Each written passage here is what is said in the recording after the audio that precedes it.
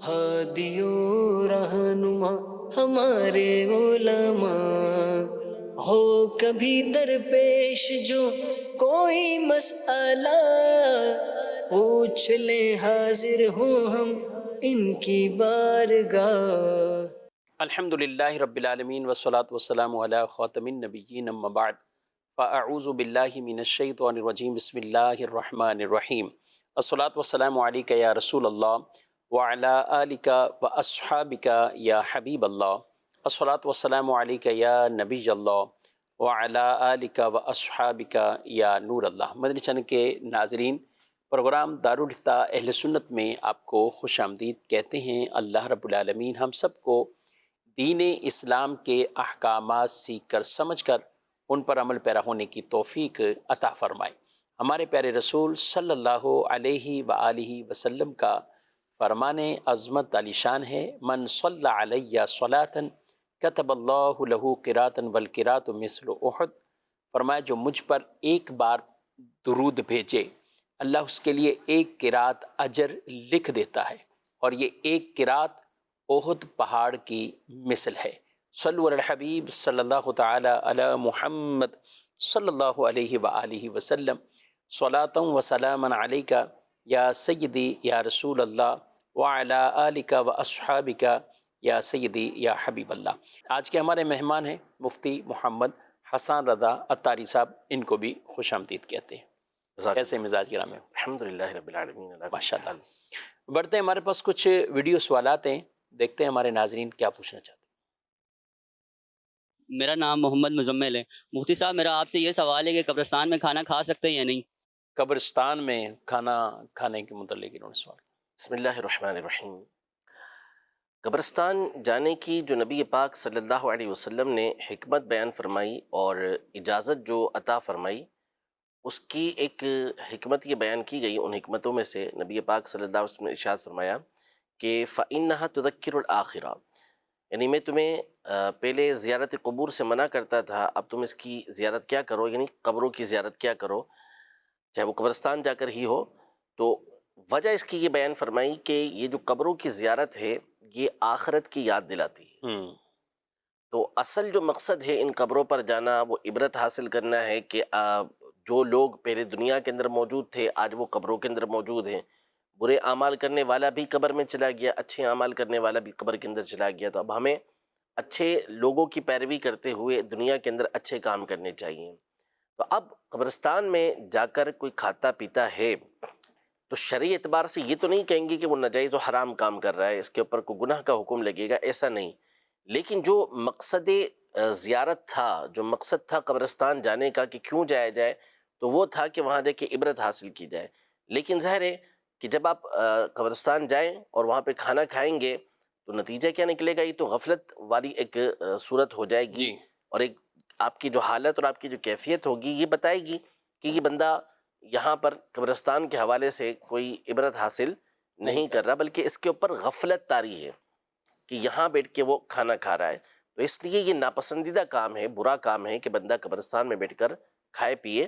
قبرستان کا جو اصل مقصد ہے وہ یہ ہے کہ قبروں کی زیارت کرے اور اس کے ذریعے سے اپنی آخرت کی تیاری کا سبق حاصل کرے۔ اچھا، بعد اوقات کھانا یہ اگر کہہ رہے ہیں آپ، کوئی اس طرح لے کر تو نہیں جاتا، لیکن نیاز کوئی کر رہا ہے، لنگر کر رہا ہو، تو اب جیسے شب برات کی آمد ہے، اور شب برات میں تقریباً قبرستان میں ایک تعداد ہے مسلمانوں کی، وہ جاتے ہیں تو کچھ نہ کچھ پانی تقسیم کر رہے ہیں، یا پانی کی کچھ سبیل لگائی ہوئی ہے، کوئی اور کھانے پینے کی چیزیں، تو اس حوالے سے بھی کیا احتیاط ہونی چاہیے؟ اس میں بھی احتیاط یہی ہونی چاہیے کہ یہ چیزیں ساری قبرستان کے باہر ہی ہوں، قبرستان کے اندر نہ ہوں۔ لیکن اگر کسی نے بالفرض قبرستان کے اندر یہ چیزیں دی ہیں تو آپ اس میں بھی یہی کوشش کریں کہ قبرستان کے باہر آ کر ہی کھائیں۔ لیکن اگر ایسی چیزیں جو معمولی سی تھوڑی سی چیز ہوتی ہے، ظاہر ہے کہ جو نیاز بٹ رہی ہے وہ تو تھوڑی سی ہوگی، اور جو بندہ اس وقت ہاتھوں ہاتھ کھا لیتا ہے تو وہ ایک ون بائٹ ہوگا، کوئی چھوٹی سی چیز ہوگی کہ جسے وہ کھا سکتا ہے، تو ایسی چیز کو بھلے وہ کھا سکتا ہے، لیکن بہتر یہی ہے کہ وہاں اپنی توجہ ساری قبروں پر ہی رکھے، اور ایسے جتنے بھی معاملات ہیں وہ قبرستان کے باہر آ کر کرے۔ ٹھیک ہے۔ اور ان لوگوں کو کچھ جو اہتمام کرنے والے ہیں، بریانی تقسیم کر رہے ہیں، تھیلیاں بانٹ رہے ہیں، اور لوگوں وہ پکڑا رہے ہوتے ہیں، تو آپ نے یہ تو کہہ دیا کہ یہ باہر ہی رکھیں، اس میں کئی طرح کی قبر کی بے حرمتیاں بھی ہوتی ہوں گی، ظاہر سی بات ہے، ایک دوسرے کی وہ چیزیں لینے ظاہر ہے ہوتا یہی ہے نا کہ اب عام طور پہ ایسی چیزوں کو لینے والے جو افراد ہوتے ہیں وہ بچے ہوتے ہیں چھوٹے، جی ہاں، یا قبرستان کے ان ایریے کے اندر جو ہے وہ قریب میں ہی ایسے افراد رہ رہے ہوں گے، اور نتیجہ یہ نکلے گا کہ وہ بچے پھر آ کے وہ لوٹنے کے لیے دوڑیں گے، اور پھر وہ کسی قبر کے اوپر چڑھیں گے، کسی کو پھلانگیں گے، اور اس طرح بے حرمتی کی صورت ہوگی۔ تو اس لیے احتیاط اسی کے اندر ہے کہ یہ جو بھی معاملہ کرنا ہے قبرستان کے باہر ہی کیا جائے۔ ایک ایس ایم ایس کی طرف بڑھتے ہیں۔ ایک سوال ہے، ہم عام طور پر جب بات کرتے ہیں کہ قیامت کے دن نبی کریم صلی اللہ علیہ وسلم کی شفاعت نصیب ہوگی، اسی طرح دیگر اور بھی جو شفاعت وہ فرمائیں گے، یعنی کچھ یہ فوائد حاصل ہوں گے۔ اب سوال ایس ایم ایس پہ ہے کہ نبی پاک صلی اللہ علیہ وسلم نے اپنی شہزادی بی بی فاطمہ رضی اللہ تعالیٰ عنہا سے فرمایا تھا کہ اے فاطمہ، میں اللہ کی بارگاہ میں تمہارے لیے کسی کام نہیں آؤں گا۔ اچھا، اسی طرح اور سوال میں آگے ایڈ کیا انہوں نے کہ حضرت نوح علیہ السلام کی بیوی وہ جہنم میں جائے گی، تو ان کا یہ معاملہ ہے، تو پھر آپ غوث پاک رحمۃ اللہ تعالیٰ علیہ کے حوالے سے جو باتیں کرتے ہیں، یا غوث پاک کے حوالے سے کہ وہ اس وقت تک قدم کو نہیں اٹھائیں گے جب تک مریدوں کو بخشوا نہ لیں، تو ان دونوں باتوں میں آپ کیا کہتے ہیں؟ یعنی نبی پاک صلی اللہ علیہ وسلم کا یہ فرمان تو بہرحال صحیح مسلم شریف کے اندر موجود ہے، اور یہ اس وقت نبی پاک صلی اللہ علیہ وسلم نے فرمایا کہ جب یہ آیت مبارکہ نازل ہوئی تھی، وَأَنذِرْ عَشِيرَتَكَ الْأَقْرَبِينَ، وَأَنذِرْ عَشِيرَتَكَ الْأَقْرَبِينَ، کہ اپنے خاندان کے جو قریبی افراد ہیں ان کو آپ ڈرائیے۔ تو نبی پاک صلی اللہ علیہ وسلم صفا کی پہاڑی کے اوپر تشریف لائے، اور آپ نے بنو عبد المطلب کو بھی پکارا، اسی میں اپنی پھوپھی جان حضرت صفیہ رضی اللہ تعالی عنہا کو بھی، اور سیدہ کائنات سیدہ فاطمہ زہرا رضی اللہ تعالی عنہا کو بھی پکارا، اور یہ بات ارشاد فرمائی کہ میرے مال میں سے جو تم نے لینا ہے لے لو، باقی اللہ تبارک و تعالیٰ کی بارگاہ میں تمہارے لیے کسی چیز کا مالک نہیں ہوں گا، یا میں تمہارے کسی کام نہیں آؤں گا، یہ ارشاد فرمایا آپ نے۔ تو ہوتا یہی ہے، عام طور پر کئی مسائل کے اندر ہم گفتگو کر چکے ہیں کہ یہ ہوتا ہے اپنے طور پر قرآن و حدیث کے معنی کو اخذ کرنا، اور قرآن و حدیث کی دیگر نصوص سے دیگر جو نبی پاک صلی اللہ علیہ وسلم کے فرمان ہیں یا اللہ تبارک و تعالیٰ کے فرامین قرآن پاک میں موجود ہیں، تو ان کو نہ دیکھنا، ان کی طرف توجہ نہ دینا۔ اچھا، ایک طرف نبی پاک صلی اللہ علیہ وسلم یہ ارشاد فرمائے کہ میں تمہارے لیے اللہ کی بارگاہ میں کوئی فائدہ نہیں دوں گا، کوئی کام نہیں آؤں گا، یا کسی چیز کا مالک نہیں ہوں گا، اور دوسری طرف نبی پاک صلی اللہ تعالیٰ علیہ وآلہ وسلم یہ ارشاد فرمائے کہ میری شفاعت جو سب سے پہلے ملے گی وہ میرے اہل بیت کو ملے گی۔ سبحان اللہ۔ یہ حدیث مبارکہ سیاہ ستہ کے اندر موجود ہے، جامع ترمذی کے اندر موجود ہے، اور کتابوں کے اندر موجود ہے۔ اور پھر اس کے بعد سیدہ کائنات سیدہ فاطمہ زہرا رضی اللہ تعالی عنہا، وہ ہستی کہ جن کے بارے میں نبی پاک صلی اللہ علیہ وسلم کی مشہور احادیث طیبہ موجود ہیں کہ آپ اہل جنت کی عورتوں کی سردار ہیں۔ ٹھیک، تو ایک طرف تو ان کے لیے یہ فرمایا جائے کہ نبی پاک صلی اللہ علیہ وسلم فائدہ نہ دیں، اور دوسری طرف نبی پاک صلی اللہ علیہ وسلم کی شہزادی ہیں اور جنت کی عورتوں کی سردار بھی ہیں۔ پھر نبی پاک صلی اللہ علیہ وسلم یہ ارشاد فرمائیں، طبرانی شریف کی حدیث مبارکہ ہے، اور ابن عباس رضی اللہ تعالی عنہما سے مروی ہے، اور سند بھی صحیح ہے اس کی، کہ نبی پاک صلی اللہ علیہ وسلم نے یہ ارشاد فرمایا کہ فاطمہ رضی اللہ تعالی عنہا، ان پر اور ان کی اولاد پر اللہ تبارک و تعالی نے جہنم کی آگ کو حرام کر دیا ہے۔ ٹھیک، اور ایک میں یہ ارشاد فرمایا کہ انہوں نے اپنی پاک دامنی کی حفاظت کی، تو اللہ تبارک و تعالی نے اس پاک دامنی کی وجہ سے ان پر اور ان کی ذریت کے اوپر جہنم کی آگ کو حرام کر دیا ہے۔ سیدہ کائنات رضی اللہ تعالی عنہا کو نبی پاک صلی اللہ علیہ وسلم کی شفاعت فائدہ نہیں دے گی، اور نبی پاک صلی اللہ علیہ وسلم یہ ارشاد فرمائے، جامع ترمذی کی مشہور حدیث پاک ہے، ارشاد فرمائے کہ شفاعتی لأہل الکبائر من امتی، کہ میری شفاعت جو نصیب ہوگی وہ میری امت کے ان افراد کو نصیب ہوگی جو کبیرہ گناہ کرنے والے ہیں۔ اسی طرح قرآن مجید فرقان حمید میں اللہ تبارک و تعالی نے ارشاد فرمایا کہ من ذا الذی یشفع عندہ، کہ کون ہے کہ جو اللہ کے نزدیک شفاعت کرے، یعنی کوئی نہیں ہے شفاعت کرنے والا، الا باذنی، مگر وہ کہ جس کو اللہ کا اذن حاصل ہو۔ اسی طرح فرمایا یومئذ لا تنفع الشفاعۃ الا من اذن له الرحمن ورضی له قولا، کہ قیامت کا جو دن ہوگا اس میں کسی کو شفاعت فائدہ نہیں دے گی مگر وہ کہ جس کو اللہ پاک رحمان اذن دے اور اس کی بات سے وہ راضی ہو جائے۔ تو اب قرآن مجید فرقان حمید میں اللہ تبارک و تعالی یہ ارشاد فرما رہا ہے کہ اللہ پاک شفاعت کا اذن دے گا اور اللہ پاک ان کی باتوں سے راضی ہوگا، تو ان میں سب سے بڑھ کر جو ہستی ہے وہ کن کی ہے؟ نبی پاک صلی اللہ تعالیٰ علیہ وآلہ وسلم کی، اور متواتر احادیث طیبہ بخاری مسلم کے اندر موجود ہے کہ نبی پاک صلی اللہ تعالیٰ علیہ وآلہ وسلم ہی کے ذریعے سے قیامت کے دن شفاعت کبریٰ کا دروازہ کھلے گا۔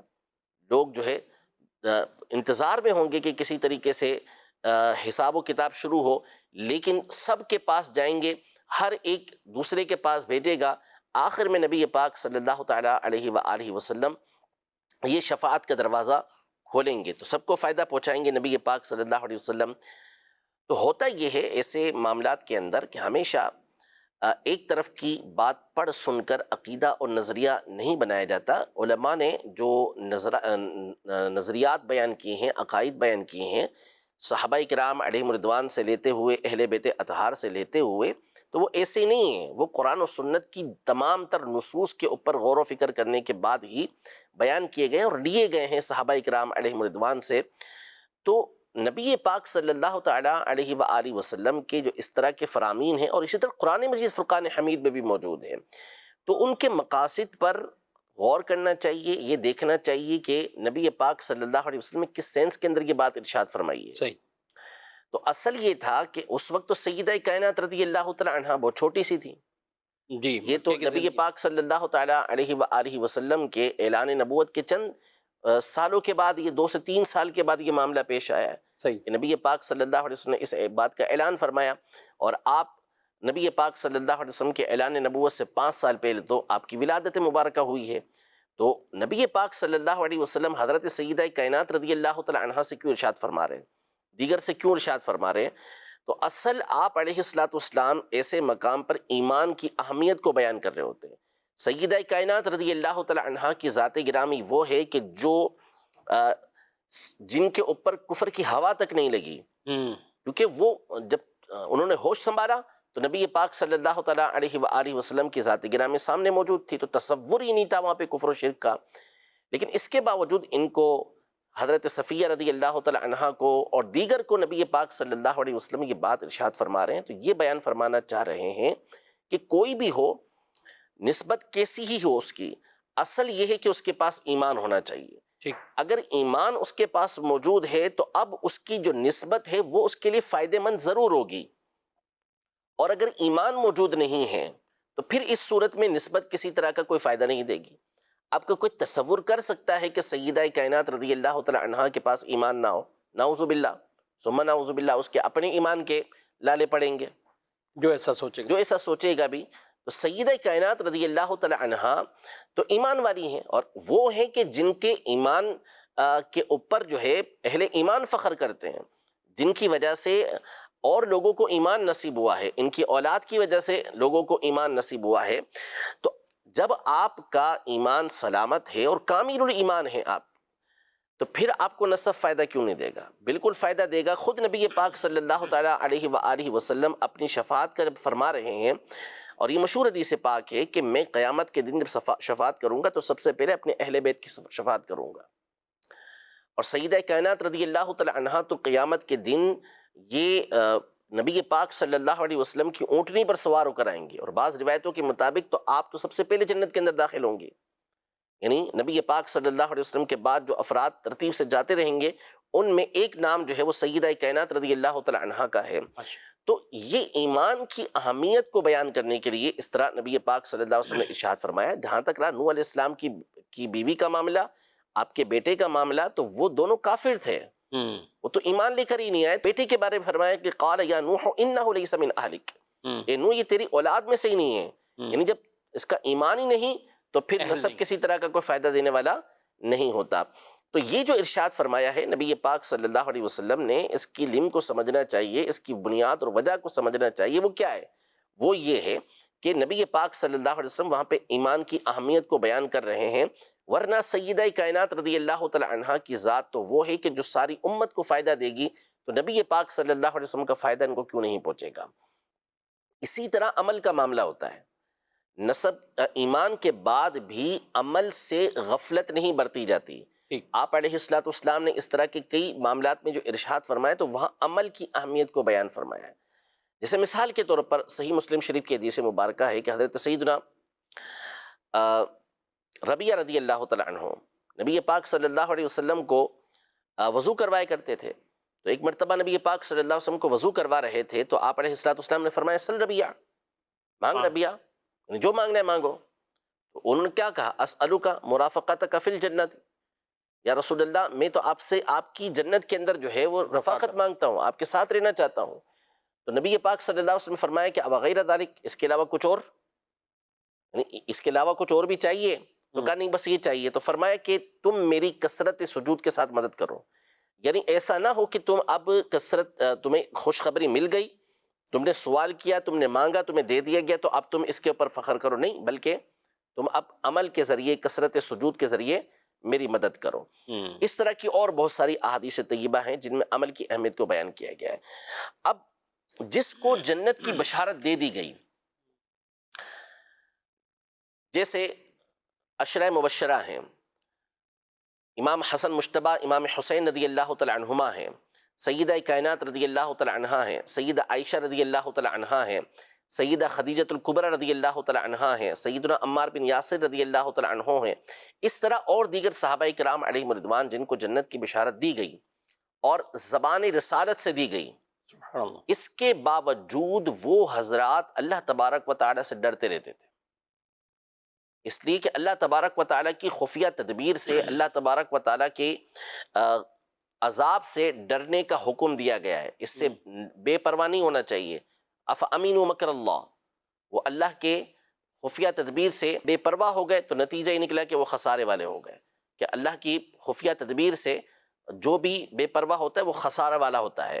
تو اس لیے حضرات ڈرتے رہتے تھے، حتیٰ کہ انبیاء کرام علیہ السلام جن کا جنت میں جانا ہی قطعی ہے، وہ اللہ تبارک و تعالیٰ سے ڈرتے رہتے تھے، پناہ مانگتے تھے اللہ تبارک و تعالیٰ سے. تو یہ ساری باتیں ہوتی ہیں وہ چیزیں کہ جس میں اللہ تبارک و تعالیٰ کی مشیت ہوتی ہے، حکمت ہوتی ہے. یعنی اللہ تعالیٰ یہ چیز معاف فرما دے گا، اللہ تبارک و تعالیٰ یہ عطا فرمائے گا، وہ کرے گا جو فرمائے گا، لیکن یہ ہے انشاءاللہ، اگر اللہ چاہے گا تو وہ ڈرتے رہتے تھے اللہ تبارک و تعالیٰ کی خفیہ تدبیر سے. تو ان کی امیدیں بڑھ جاتی تھیں. جب نبی پاک صلی اللہ علیہ وسلم نے بشارت دی تو ان کی کیا ہو گئی؟ امید اس سے بڑھ گئی کہ اب بشارت مل گئی، لیکن اس کے اوپر تکیہ نہیں کرتے تھے. اسی طرح بہت تفصیل سے اس پر گفتگو ہو سکتی ہے، لیکن ہم آگے آتے ہیں غوث پاک رحمۃ اللہ تعالی کے اس فرمان کے حوالے سے کہ آپ نے یہ جو ارشاد فرمایا ہے یہ صرف اور صرف آپ نے ایک ڈھارس بندھانے کے لیے اور امید کے لیے ارشاد فرمایا ہے. نبی پاک صلی اللہ علیہ وسلم کی طرف سے بشارت ملتی ہے کہ جو شخص بھی لا الہ الا اللہ کہے، یعنی کلمہ طیبہ پڑھے، تو اس کے اوپر جہنم کی آگ حرام کر دی جائے گی مطلقاً. یہ بخاری شریف کے حدیث پاک موجود ہے. اور جنت حضرت معاذ بن جبل رضی اللہ عنہ نے کہا کہ میں لوگوں کو جا کے خوشخبری دے دوں، فرمایا نہیں، لوگ اسی کے اوپر بھروسہ کر لیں گے. تو اب نبی پاک صلی اللہ علیہ وسلم کی خوشخبری سے بڑھ کر کے کوئی اور خوشخبری ہو سکتی ہے؟ تو جس نے لا الہ الا اللہ کہہ لیا، لا الہ الا اللہ محمد رسول اللہ، تو اس کا مطلب ہے کہ وہ اب عمل نہیں کرے گا، وہ بے پرواہ ہو جائے گا؟ نہیں، بلکہ اب ایمان لے کر آئے، ہماری امیدیں اللہ کی بارگاہ کے اندر بڑھ گئیں کہ اب اللہ تبارک و تعالیٰ کی بارگاہ میں ہمیں نجات کا ایک راستہ مل گیا، لیکن اس کے بعد جو ایمان کے تقاضے ہیں اسے پورا کرنا ہے. تو غوث پاک رحمۃ اللہ تعالی علیہ کے فرمان کا یہ مطلب نہیں ہے کہ جو آپ کا مرید ہو گیا اب وہ ہر چیز سے مستغنی ہو گیا، اس کو اب کچھ کرنا ہی نہیں ہے، بلکہ اصل اس کے پاس ایمان ہونا یہ ضروری ہے. غوث پاک رحمۃ اللہ تعالی علیہ نے ایمان کی اہمیت کو کئی مقام پر فتوح الغیب کے اندر بیان کیا ہے کہ ایمان کتنی اہمیت کا حامل ہے. خود ارشاد فرماتے ہیں کہ میری تو عید اس وقت ہوگی جب میں دنیا سے ایمان کے ساتھ رخصت ہوں گا. تو ایمان کا ہونا یہ شرط، پھر اس کے بعد نیک اعمال کا ہونا شرط، ورنہ تو لا الہ الا اللہ محمد رسول اللہ کہنے پر بھی جنت کی بشارت دی گئی ہے، لیکن اس کے ساتھ نیک اعمال ہونا ضروری ہے. تو اب غوث پاک رحمۃ اللہ تعالی علیہ کے اس فرمان کا ہرگز یہ مطلب نہیں ہے کہ آپ اس کے اوپر تکیہ کریں، اس کے اوپر بھروسہ کریں اور پھر اس کے بعد ساری چیزوں سے بے پرواہ ہو جائیں. فرمان آپ کا حق ہے، چونکہ یہ سارا معاملہ ہے شفاعت سے تعلق رکھنے والا، کہ غوث پاک رحمۃ اللہ تعالی علیہ کے اس فرمان کا مطلب یہ ہوا کہ قیامت کے دن میں اللہ تبارک و تعالیٰ کی بارگاہ کے اندر شفاعت کروں گا. تو یہ تو بالکل واضح طور پر احادیث طیبہ کے اندر موجود ہیں، جامع ترمذی کے اندر بھی ہے، سنن نبی داؤد کے اندر بھی ہے۔ نبی پاک صلی اللہ تعالیٰ علیہ وسلم نے شہید کے لیے بیان کیا کہ شہید اپنے گھر والوں میں سے اتنوں کی شفاعت کرے گا۔ حافظ قرآن کے لیے بیان کیا کہ حافظ قرآن جو ہے وہ اپنے گھر والوں میں سے 10 ایسے افراد کی شفاعت کرے گا جن کے اوپر جہنم واجب ہو چکا ہوگا۔ اسی طرح حاجی کے لیے نبی پاک صلی اللہ علیہ وسلم بیان کیا۔ علماء کے لیے تو یہ الفاظ بیان کیے گئے کہ ان کو جنت کے باہر کھڑا کیا جائے گا، روکا جائے گا ان کو، اور کہا جائے گا کہ ٹھہرے رہو اور لوگوں کی شفاعت کرتے رہو۔ کیا بات، سبحان۔ یہ ساری احادیث طیبہ کتب احادیث کے اندر موجود ہیں۔ تو اب شفاعت جب دیگر علماء کریں گے، شہداء کریں گے، تو اللہ کے وہ نیک بندے کہ جن کی ولایت کے اوپر امت متفق ہے، جن کی اللہ تبارک و تعالیٰ کی بارگاہ میں مقبولیت کی گواہی بڑے بڑے ائمہ، بڑے بڑے علماء نے دی ہے، تو وہ کیوں شفاعت نہیں کریں گے؟ وہ بالکل شفاعت کریں گے اور اپنے مریدوں کو جنت میں لے کر جائیں گے۔ لیکن اس کا نہ تو اس سے کوئی ٹکراؤ ہے نبی پاک صلی اللہ علیہ وسلم کے اس فرمان سے کہ سیدہ کائنات رضی اللہ تعالی عنہا سے فرمایا کہ میں تمہارے لیے اللہ کی بارگاہ میں کسی چیز کا مالک نہیں۔ نبی پاک صلی اللہ علیہ وسلم نے یہ ایمان کی اہمیت کو بیان کرنے کے لیے ارشاد فرمایا، نہ یہ کہ نبی پاک صلی اللہ علیہ وسلم کی شفاعت ان کو فائدہ نہیں دے گی، لازمی طور پر ان کو فائدہ دے گی۔ اور اسی طرح غوث پاک رحمۃ اللہ تعالی علیہ جو نبی پاک صلی اللہ علیہ وسلم کی اولاد میں سے ہیں، اللہ نے جو مقام و مرتبہ عطا کیا ہے، تو ان کی شفاعت بھی یہ امت کو فائدہ پہنچائے گی۔ تو کوئی ٹکراؤ اس کے اندر نہیں ہے۔ اور دوسرا یہ کہ اس فرمان کا یا نبی پاک صلی اللہ علیہ وسلم کی جو شفاعت کی ڈھارسیں ہیں، جو امیدیں نبی پاک صلی اللہ علیہ وسلم نے عطا فرمائی ہیں، ان دونوں کا ہرگز یہ مطلب نہیں ہے کہ بندہ جو مل گئی بشارت اب اس کے اوپر تکیہ کرتے ہوئے اعمال سے بے پرواہ ہو جائے، اپنے ایمان کی پرواہ نہ کرے۔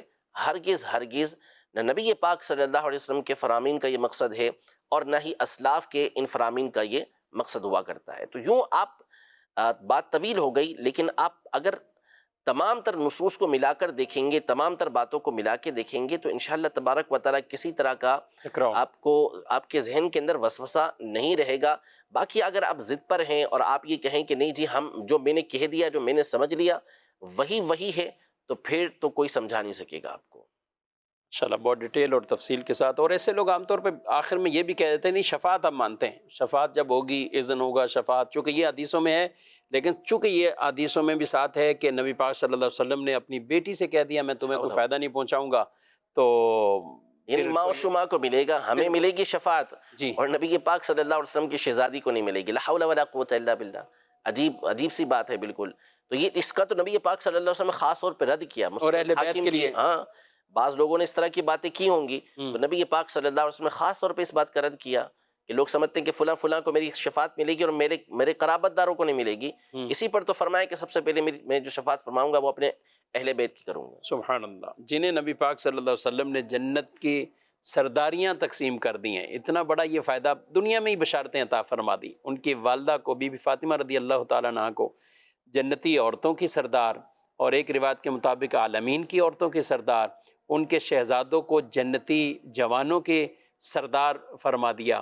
تو اس سے بڑھ کے اور کیا نفع، یعنی یہ نفع ہی ہے جو ان کو آپ صلی اللہ علیہ وسلم نے دنیا میں ہی یہ عطا فرما دیا، اور ان کے لیے خوشخبریاں یہ عطا فرمائی۔ اللہ ان کے صدقے تو انشاءاللہ ہماری بخشش ہوگی اور ہماری اللہ مغفرت فرمائے گا۔ تو اس طرح کے وساوس میں ہرگز نہیں آنا چاہیے، یہ اس طرح کی باتیں کر کے اولیاء کرام سے دور کیا جاتا ہے۔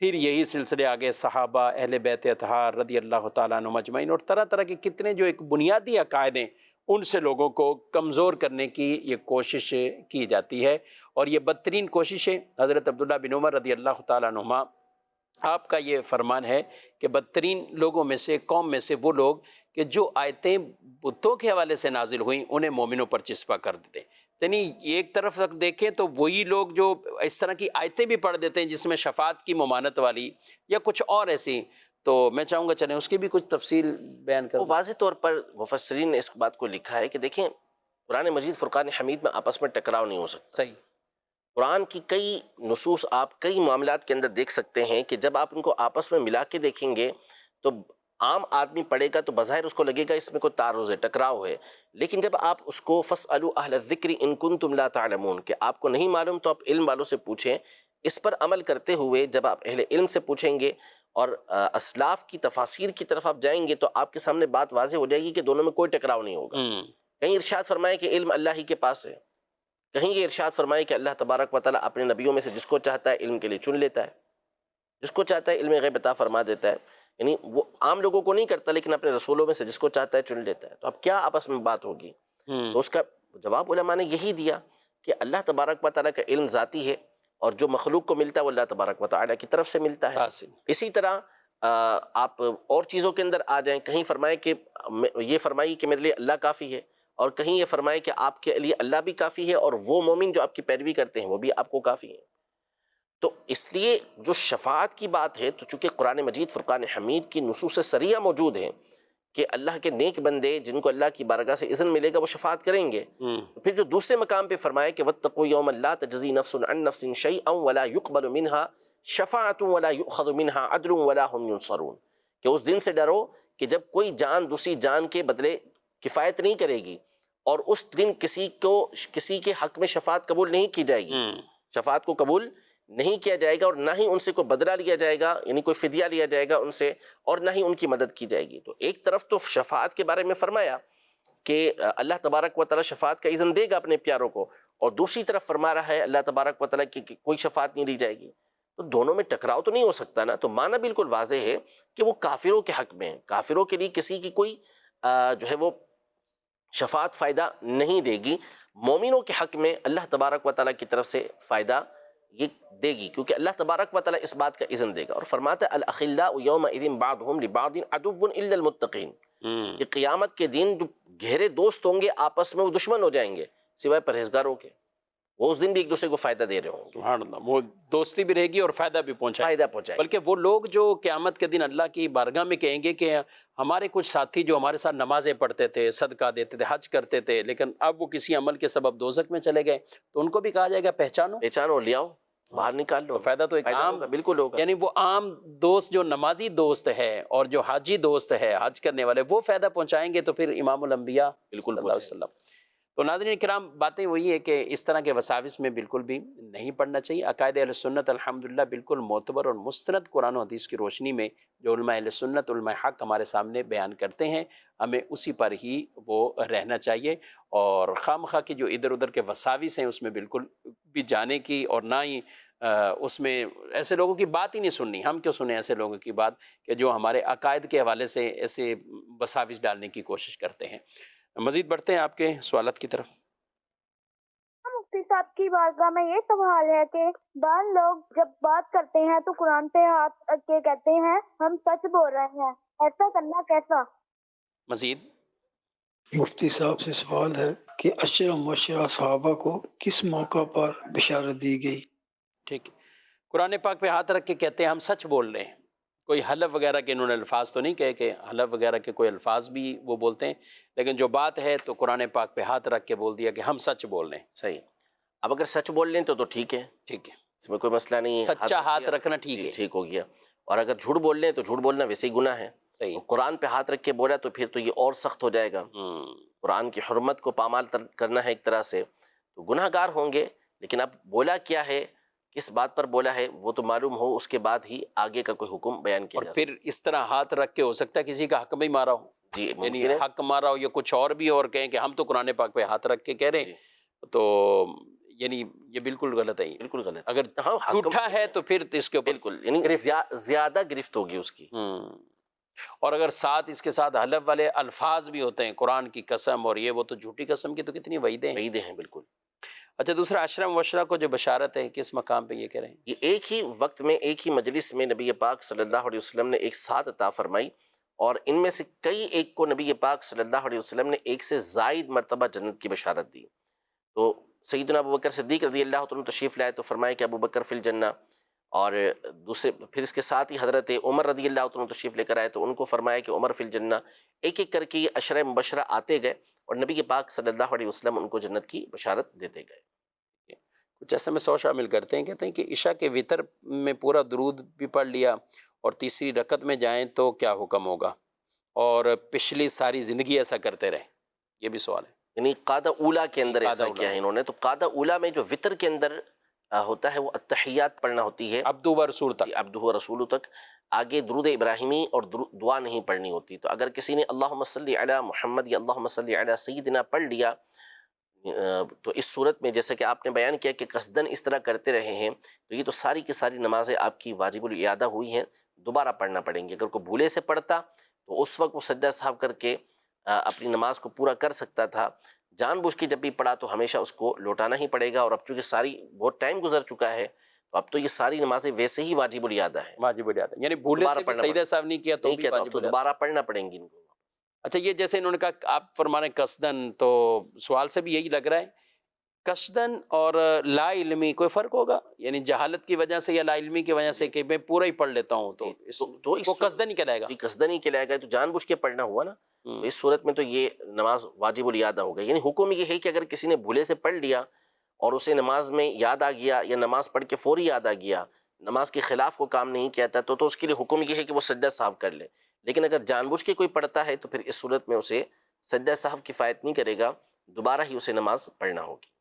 ناظرین کرام، یہاں پر دینی اور شرعی مسائل سیکھنے کی اہمیت کو سمجھنا چاہیے. ایک آدمی محنت بھی کر رہا ہے اور نماز پڑھ بھی رہا ہے، وقت پر نماز پڑھ رہا ہے، لیکن ایک مسئلے سے، ایک مسئلہ شرعی سے وہ ناواقف ہے یا لا علم ہے، اس کو اس کے حوالے سے معلومات نہیں ہے اور اپنا ذہن میں جو کچھ آیا اس کے مطابق کرتا رہا، تو آپ کے سامنے بھی حکم بیان ہوگا پوری اس کو یہ زندگی بھر کی نمازیں ہیں اس کی، اور ہو سکتا ہے اس کے علاوہ بھی وہ فرائض میں بھی یا سنت مؤکدہ میں بھی اس طرح کی غلطیاں اگر کی ہیں تو ان معاملات کو ہمیں بالخصوص علماء دین سے پوچھ کر رہنمائی لے کر، اور کوئی غلط فہمی ہو تو اس کو بالکل دور کرنا چاہیے. ہمارے دینی دعوت اسلامی کے دینی ماحول میں نماز کورس باقاعدہ کہ جس کے اندر یہ بنیادی جو مسائل ہیں تو یہ بڑے اچھے اور آسان انداز سے سکھائے جاتے ہیں. تو یہاں سے بھی معلومات، اسی طرح قبلہ شیخ طریقت امیر اہل سنت دامت برکاتہم العالیہ آپ کی جو نماز کے احکام کتاب ہے اس کتاب کو بھی حاصل کیجئے. اللہ پاک